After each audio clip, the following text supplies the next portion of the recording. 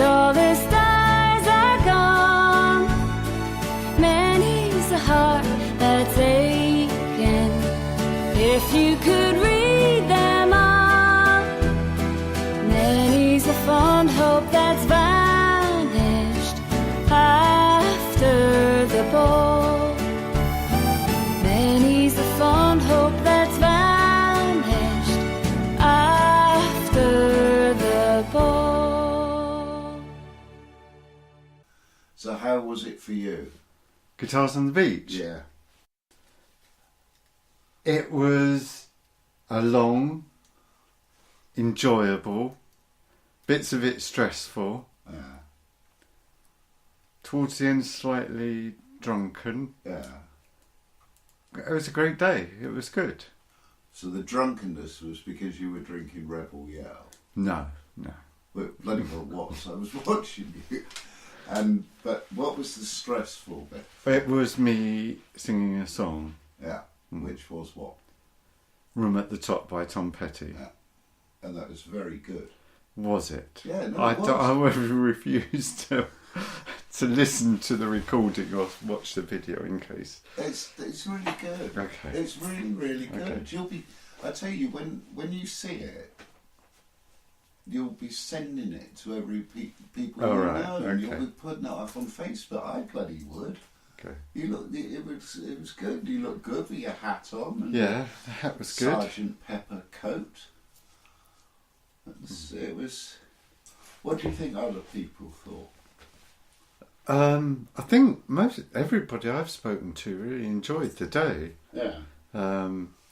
And when we did the sound band set, it was a really good idea and something we should take forward to other years when the photographers asked all the guitar players to come forward so that they were all more clustered around the stage, because some of them are shy because they don't do it a lot and they're at the back, you know. So that was good, because when I was on stage playing the sound band chords, I was watching what they were doing to see if they were doing as the sheet, you know, as the chord sheets or variations or whatever. But they didn't all come forward, did they?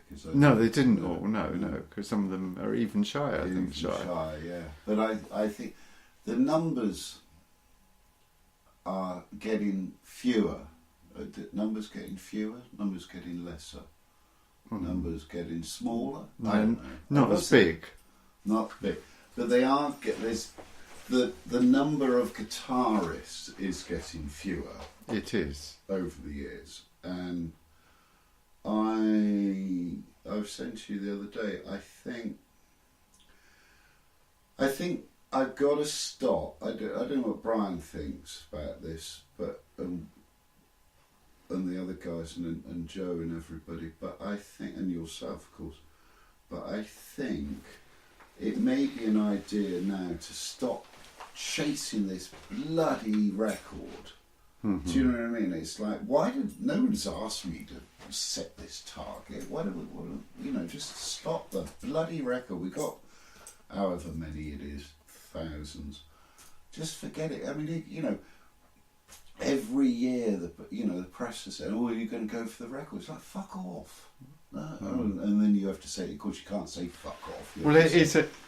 But that thing that you and I were discussing, that although that there are fewer guitarists doing it, and it's now, I don't know, hundreds, if not hundreds. I doubt if there were hundreds there were, in dozens, scores of guitarists, yes, scores of guitarists.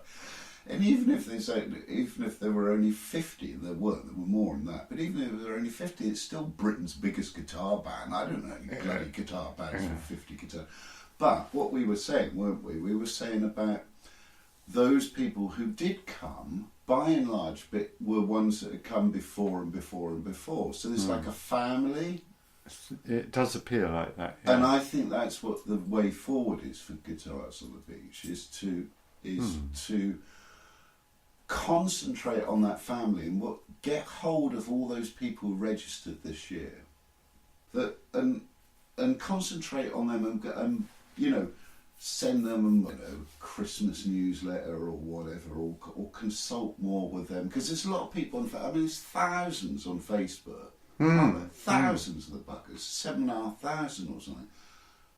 You know, so I think that would be, and I think they'd be more interested because they're more committed. So I think that would be a good thing. I guess the only thing is that the record attempt is a hook for the PR, isn't it? Yeah, but I'm the PR. You know, I can think of other ways of doing it. It's a bit like when I used to work for Paul. You know, of the label, the record label, would prefer it, and the promoters would prefer it if you kind of promoted the tour, each one of the 3 world tours, as oh, it's the greatest Beatles show on earth. Well, you know, I know that that's not the message he wants to put out, you know, and so I genuinely think, not just in Guitars on the Beach, I think PR's too dominant in things, and you know, and I mean proper professional PR like I used to do, and you know, amateur PR like Facebook and Twitter. I think it's too, you know, this whole, it's that Git Marshall McLuhan, isn't it? The medium, the message is the medium. It's like, fuck off. Right. Just because he woke up one day and thought of a bit of alliteration. It's like, it's just not true. So I think we need to forget the bloody PR. I'm you know, I'll tell you what I thought. 3 things I thought about this year. I thought the younger bands that played were brilliant. I was so... The first of the 12-year-olds, were you there? The T-minus... What are they called? T-10. Right. They were... I mean, Yeah. I went and did an interview with them afterwards. Did you? With Yeah. Callum on camera. And I was saying, so how old are you? They said 12. Fucking 12? What? Yeah, the lead singer, the girl singer, was really good, and it was, if she just needs a bit more confidence. I mean, you could tell that she was nervous, but that's understandable. I was nervous, Yeah. and she's 12 and I'm 60-something, so... I thought they were great. I thought Dream Phaser were amazing. I mean, they've got such, we've said before, they've got such a good looking look. I mean, they're so good looking. So what is it that we want to make Guitars on the Beach, that it's not just a concert, a festival? Well, that's the thing, isn't it? Because, I mean, what I was going to say was I was pleased that we were providing a platform to showcase younger bands, not just to show how good they are, but also, as you just said, to give them that experience of playing on a large stage, and in certain cases, like the IOUs, I know they're not that young, but they're bloody good, playing to a big crowd of dancing people. I mean, that was incredible. They were amazing, you know. But I think, so that's good. So we could give them that. But it was really an eclectic mix this year, actually. You know, the bands that were on there, like with the IOUs, and then Neil's band, what were they called? The Funkin Skunks. Skunks, yes. They were very good. They got everybody going, didn't they? Yeah. We'll have to give them a ring in a minute. Yeah. They were excellent. I mean, I thought that was the other thing I was going to say. I thought the standard of all the bands was much higher this year than in previous years, because, I mean, I'm not going to name names, but there have been occasions over the last 5 years where there have been certain people on that stage who were not the best. They weren't Maria Callas. But that's okay. I mean, I'm sure if I was up there, I'd be crap. So I thought the stand was very good. And the other thing I think I have to say, and I know you agree with me on this, is that I thought that the lead musical, magical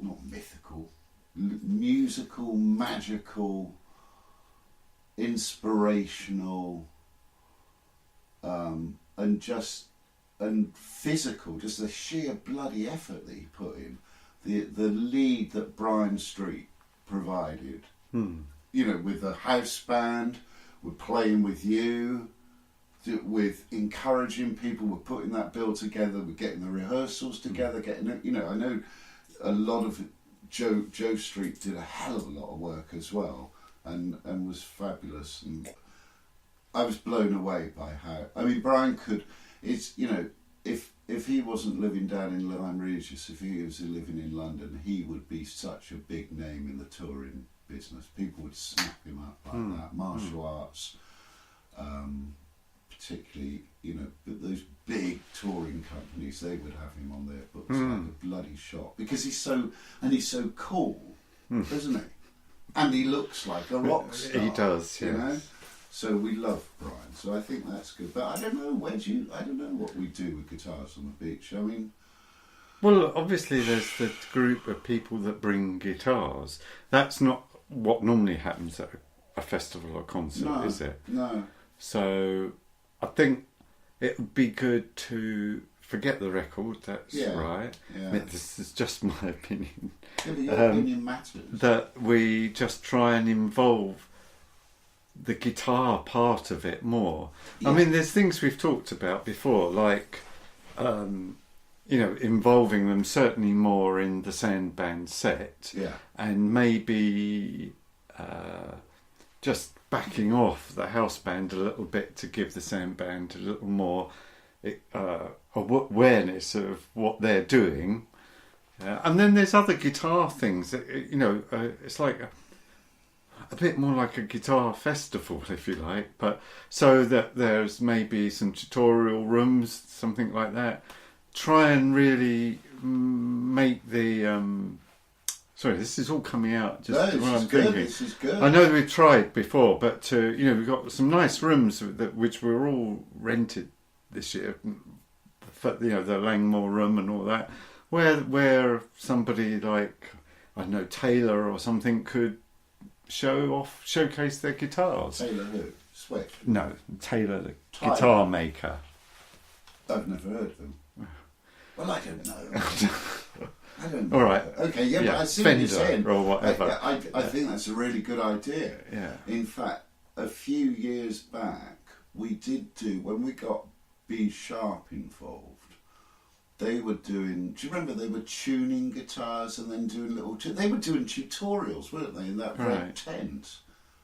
They would so that they were teaching, the kids from B Sharp were teaching not grockles, visitors, how to play the chords, because they were doing it. I always used to get them to tune my guitar because I can't bloody do it. I think that's a good idea, Bob. I think that's a very, very, in fact, that's the best idea I've heard this year on guitars. I did have another idea. Go on then. Well, I've forgotten it because you started talking over me. Now I should write can't them remember down. what it was now. You were saying involve the guitarists more. Yeah. Strippers. Should we have I strippers? know what it was. Not strippers. Have a vintage guitar show. What do you mean? Where people, they have them in the States a lot, where... I'm going to take notes. This is shit hot stuff. Where people come and, it's a bit like, at the Fossil Festival, you get the dealers bring their fossils, and so you could have some, like the people from, Denmark Street. That's a very good idea. Have it more guitar based. Yeah. So make it more of a guitar festival, because I said it was a guitar festival. It was just me.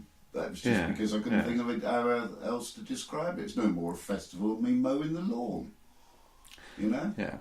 Now I should say that this is all just brainstorming. It's good. Yeah, but we're very good at this. Brainstorming and coming up with ideas, but it is, as it is at the moment, really a difficult thing to put on. It takes a lot of an organisation. So these flash ideas are all very well, but they do take a lot of setting up. That's not. No, I think. Do you know what? I think that would make it simpler, because then you'd be concentrating. What you're saying is make it all things guitar. Yeah. And I think that because, I mean, I'd like, for instance, to stop having. I know we don't really do it, but we do it a little bit. Where we have a few people selling food and stuff like that because of the tag on from when we were linked at the joined at the hip with Mark Hicks and the food festival. I'd like to stop all that. I mean, I got fucking told off again this year. Not by our lot, by someone from the council, because of somebody said we didn't know you were having a donut seller. Well, I can't fucking stand donuts, and I had a row with that bloke several years ago, and you know, I'd rather not have fucking donuts. We don't need donuts. Well, they did some. I don't know the details, but I know some of those sellers gave 50% of their profit to Guitars on the Beach. Well, good for and them. We do need money to but I run the still thing. don't I'd rather have, instead of having food stalls, because what's that got to do with anything? Yeah. I'd rather have guitar stalls or music stalls. You know, that people selling that a memorabilia store or something. Memorabilia. I think that's really good. Yeah. That's a really memorabilia. You're bloody rocking this morning. Well, for example, when I used to go with our friend Keith Smart to the Small Faces convention, they used to have some guys come over from Holland and things and set up and sell drugs. Memorabilia. No, not drugs. No. Actually, that's a good one. What, a drugstore? Drugstore. From Canada. Yeah, I'm writing this down. This is genius. This is that you've changed the whole thing. I love it. This is absolute genius. And then Richard Smith, with that thing that he's invented. Mouth organ. No, that thing. Sorry, I just like saying that to harmonica players. His wireless amplifier thing. Yeah. I mean, they have that then demonstrated. We could get Lars up and doing stuff. I could have how to roll. No. Now, the other thing is that maybe some of the other people don't like these ideas and don't want that, so we have to. Well, the other organisers. Who's not going to like that? I don't know. Well, let's go through them. I think Brian would like that. I think know. Dave would like that. I think Joe would like it. It'd make it a lot less stressful for Joe. I mean, Joe and I had shed loads of fucking stress this year. People don't, and but the bloody 3 listeners that we have for the podcast, they have no fucking idea how much stress. I mean, it caused huge problems in my house because I was going around like a git, which I always do with Guitars on the Beach. Drives me fucking insane. Stop swearing. I'm sorry, I'm just trying to get over how cross I am but I think if we bring that back to a guitar, to a total guitar thing, not bring it back, take it forward to that, because we've never done that. I think that's a really, really good idea. I think that's an exceptional good idea. I like that a lot. Do you know what? That gives it a lot of. It makes it understandable as well, doesn't it? Because at the moment it's really difficult to explain it.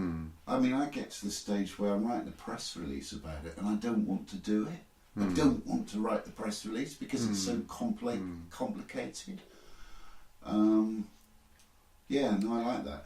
I think it's difficult at the moment because we all, like you were saying, we're kind of like, it leads up, doesn't it? It builds up to June, and you can see it on the when we look at our website statistics. Yeah, I'll show you later. The graph goes, and it's an exponential. In the last week, it zooms up to the people being interested, and that it's a sort of copy of our anxieties and stress. Yes, exactly. And so we all need to just take a deep breath and sort of relax a bit. But at the same time, while it's fresh in our minds, we do need to sort of just revisit this year and work out a little bit more organised Yeah. on how we're going to go about Well, we it. need. I mean, I know that our audience of this is now back to, as you say, it's soared up before, and it'll be back to you, me, and my mum's cat this Yes. week. But it would be good to say to people that we'd like to have more people involved. Not so much from the musical side of things. I think we got that sussed, and I think the sound guys, Colin and Andy, that Niall Squire brought along this year, I thought they were really good, and and we've got that. That's nice now. We've got that sussed. That's tick that off. Do you think Neil enjoyed it? Well, we'll ask him in a minute. Oh, shall we? okay. Yeah, okay. Shall we? We'll ask him. But I think, yes, he did enjoy it. He bloody loved it. He absolutely loved it. So, sorry to be, the Funkin Skunks, were they the ones that did sort of Selector and things like that? Ska and reggae yeah, they were stuff, good. Yeah. Well, they got people dancing, didn't they? Yeah. They were really. I think I've seen something. I'm wondering whether they were, because they do sort of like it's mods or sort of moddy stuff. The guy was kind of wearing his moddy gear. I wonder whether he was involved at some time with the Small Faces convention. God knows. The saxophone player. I think I've seen her before. We'll ask him. Yeah. But he was. But I think what I was going to say is we've got enough musicians involved. That obviously, anyone wants to help, that's great. But I think we need, from the non-musician side of it, there's only Joe Street and me. Yeah. No. Yeah. Well, that's it. Yeah, well, I guess what's the incentive? So, the incentive is more difficult to find for... Well, it's asked not what Guitars on the Beach can do for you, but what I can do for Guitars on the Beach. Ich bin ein Berliner. Yeah. Isn't it? I guess. It's. I don't know. I think if we follow up your ideas, I think those are very good ones, and I'd be very surprised if anyone put up any antagonism or antipathy to those. I think those are superb ideas. Good. Let's phone Niall Squire and ask him what he thinks. Okay. Him and his band and his wife Hilary and it's the first time they've experienced it, isn't it? Yeah. I think they loved it. Have you got his number? Yeah. Okay. I'll dial Shall I it. read it out? Is he expecting a call? I sent him an email this morning and said we'd probably be phoning you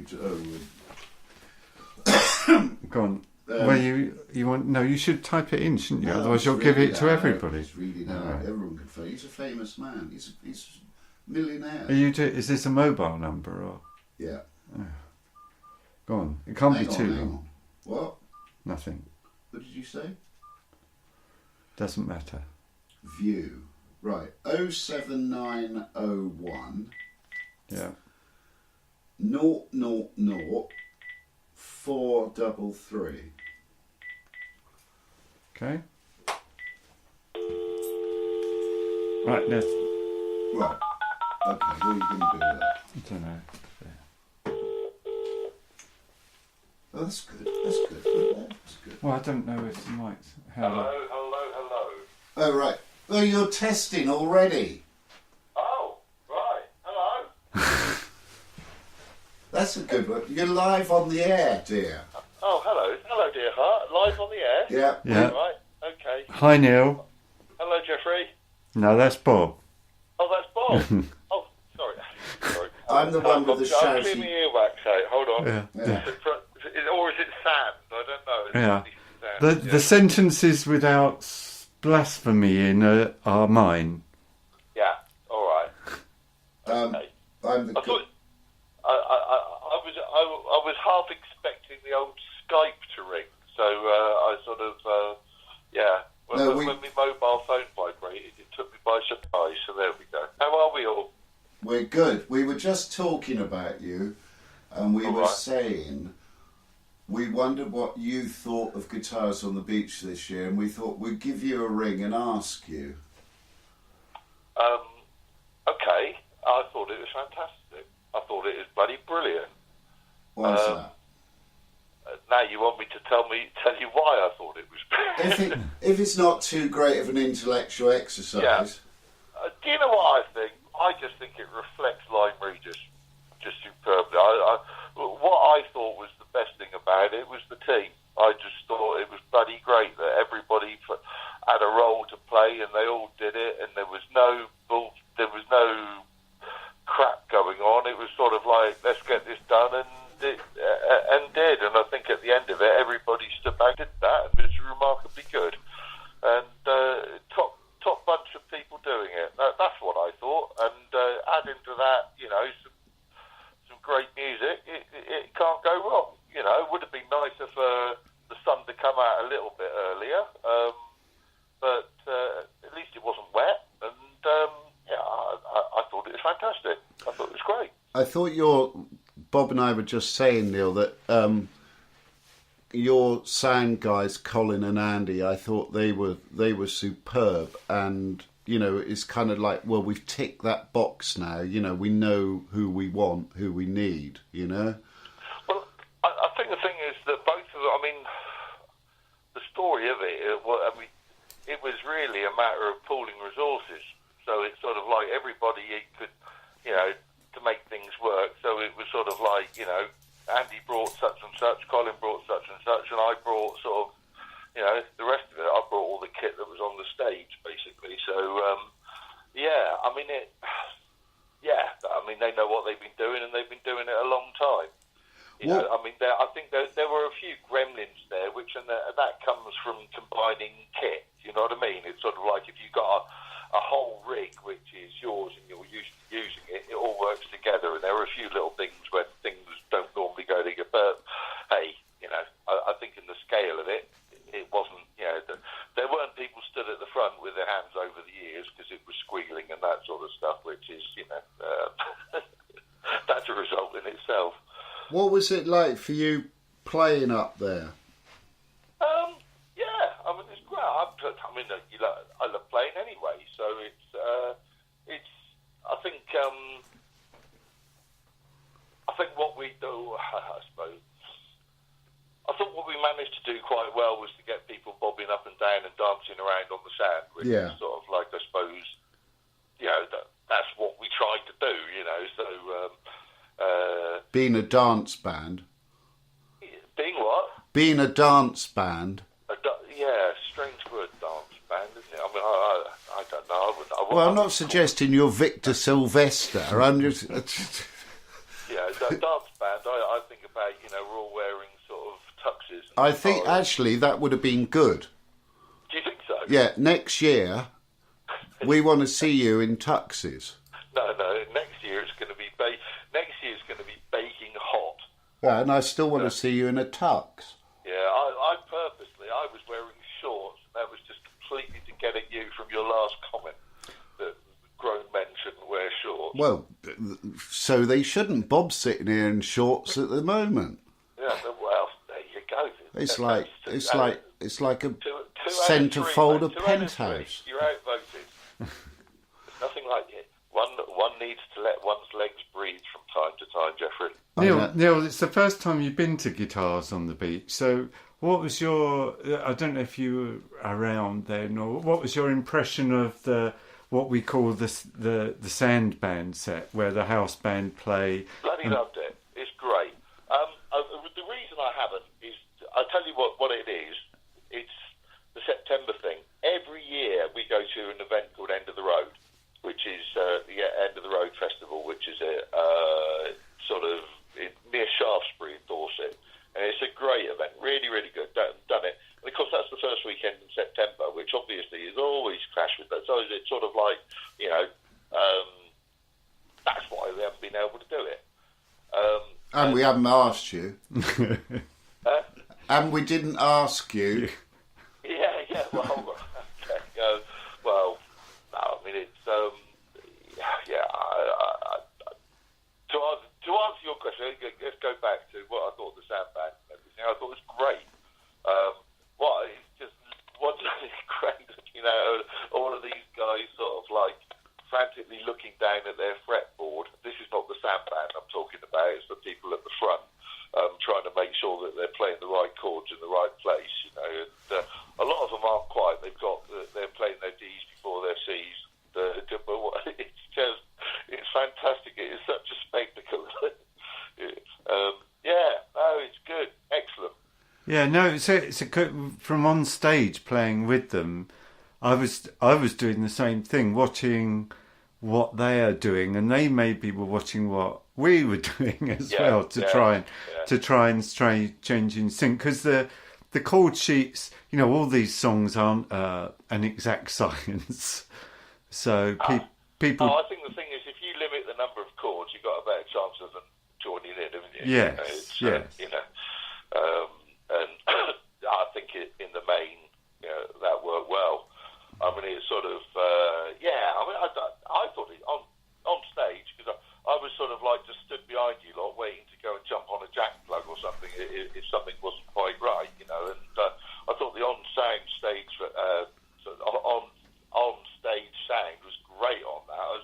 You know, it sounded really good, really good. Well, we were saying that we're going to concentrate on, instead of going after the record all the time, which is a bloody schlep, of concentrate more on, you know, the same people come back each year, and then we add people each year, now like yourselves.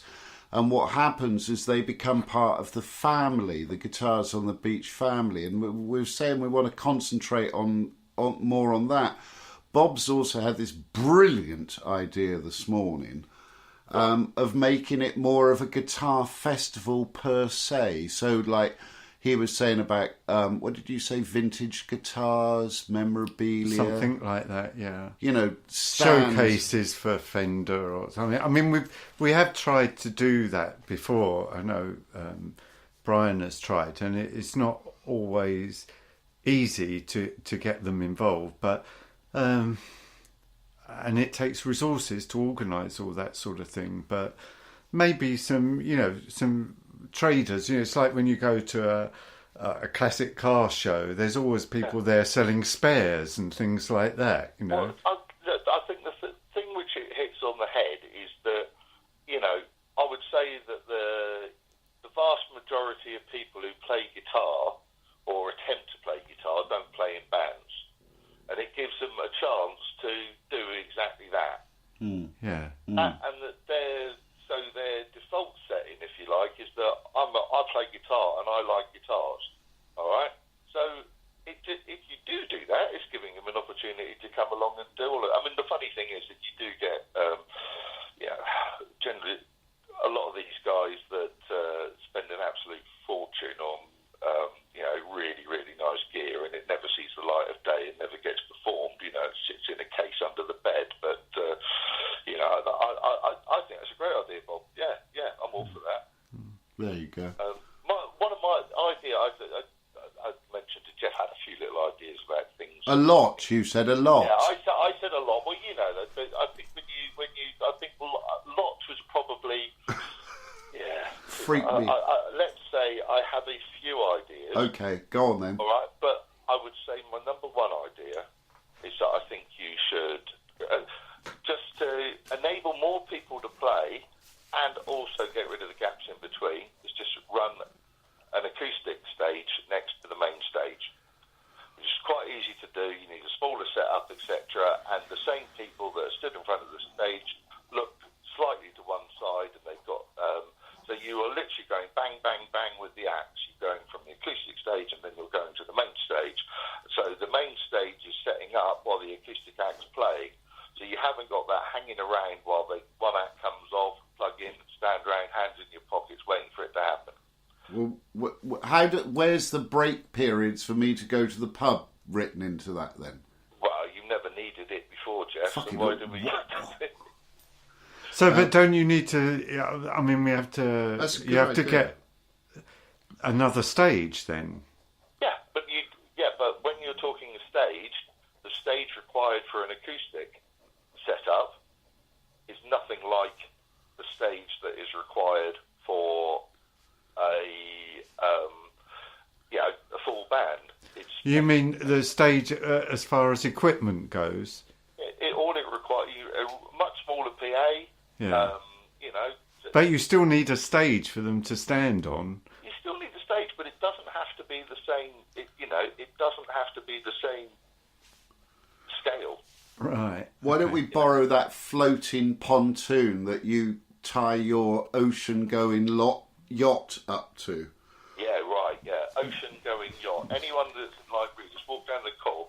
You can see my ocean-going yacht. It's 65-footer, I heard. It's a speedboat. All right. 65-foot. It's got Funkin Skunks written down the side. Three-masted. Full of a bit of advertising, but it is in no way an ocean-going It yacht. is. He's just saying that. He's saying that because he's putting it on his tax return. That's what it is. Yeah, that's right. Yeah. All right, listen, we've got to love you and leave you, but like to say thank you ever so much, Neil, for doing everything you did. You were tremendous, mate, and you're a real supporter. And as I say, we consider you to be very much part of the family now, and the Guitars on the Beach family. So thank you for that. Cheers, mate. It was an absolute pleasure. We all had a riot, everyone which came down. So yeah, count us in. All right. All right. Yeah. Bigger and better, eh? That's the way to go. That's what the girls always say to me. Eh? I said that's what the girls always say to me. Oh, yeah. All right. Well, lots of love. And to you. Bye, mate. Thanks, Neil. Bye. Bye. Bye. Well, that was nice. Wasn't that nice? Yeah. I think that was very nice. I love these ideas of yours. I think they're really, really good. Really Mercy. good. So, what else? Have we got anything else to say? I think that's probably a good point to wrap up, because we might just say these podcasts so that our podcast fans aren't disappointed. I have no idea who listens to them. Never had any feedback, really. No. But how often are we going to do them? I think we'll do it. Should we do them when we feel like it, when there's a necessity? Yeah. Because before, because of the imminence of the event was propelling us. Well, we got a little break now, but I don't want to let it just diminish. Or we just extend it, and we don't necessarily. It doesn't have to be about Guitars on the Beach. No. I mean, we just you and I'll talk about, Stuff we normally talk about. Exactly. Yeah. Yeah. And you can teach me some songs during all this summer and winter and autumn. Yeah. That would be nice. All right. Right. Okay. But I thought you were great. You were really. Thank you. You were really, really, really, really. No, you were. You were. Well, no, but you say that to everybody. No, I fucking don't. Anyway. I don't. I didn't say it to the bloody donut man. No. Didn't say. We haven't really discussed. I'm just trying to think of music. What? Intros and outros for this podcast. But you I'd do like that to so well. those. Don't tell me. I love the surprise. Yeah. Okay. So So we may not be back next week, or we might be back tomorrow. We might. You never know. No. Oh, okay. Oh, I'm yawning now. Okay, this is a traditional Guitars on the Beach song by the man who inspired the whole thing, Mr. Buddy Holly. This is Raylon. You all know the chords to this. If you've been a few times before, get easy. Let's see who's been doing their homework. Okay. We'll be asking questions later. Well, it's a little things you take with you. Makes me want to be with you. Rain on, it's a crazy feeling. I know you got me reading when you say I love you. Rain on. Well, way you dance and hold me tight. The way you kiss and say goodnight. Rain on, it's a crazy feeling. I know it's got me reading when you say I love you.